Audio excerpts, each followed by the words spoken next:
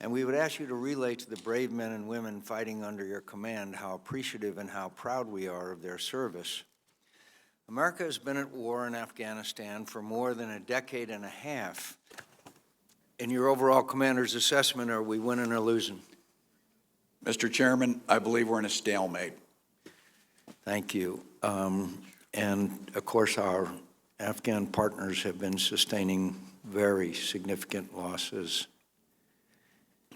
And I'm not sure that's sustainable, the level of losses that the ANA is experiencing.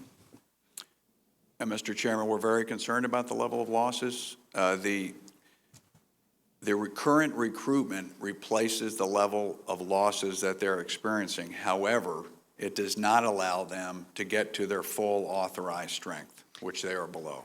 As you know, and the committee knows, 8,400 U.S. troops and 5,000 coalition troops, that's 13,300.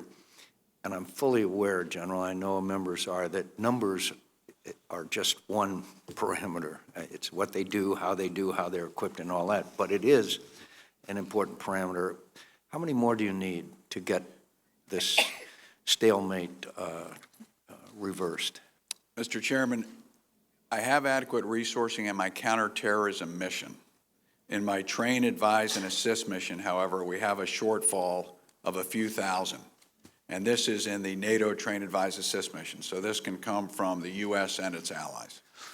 It's of concern, shouldn't it be, to all of us that you now have Russia, Iran, and Al-Qaeda now playing significant roles, some one more than the other, but that wasn't the case a couple of years ago, was it?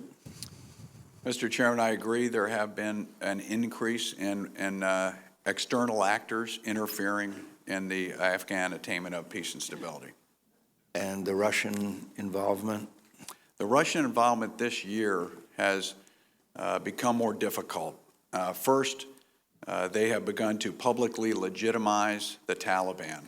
This narrative that they promote is that the Taliban are fighting Islamic State and the Afghan government is not fighting Islamic State, and that therefore there could be a spillover of this group into the region. This is a false narrative. The Afghan government, along with U.S. counterterrorism forces, are successfully fighting against Islamic State in Afghanistan. In this year alone, we have reduced their fighters by half, their territory by 2/3. We've killed their leader, in fact, their top 12 leaders, and continue to disrupt their operations. Senator Warren. Thank you, Mr. Chairman.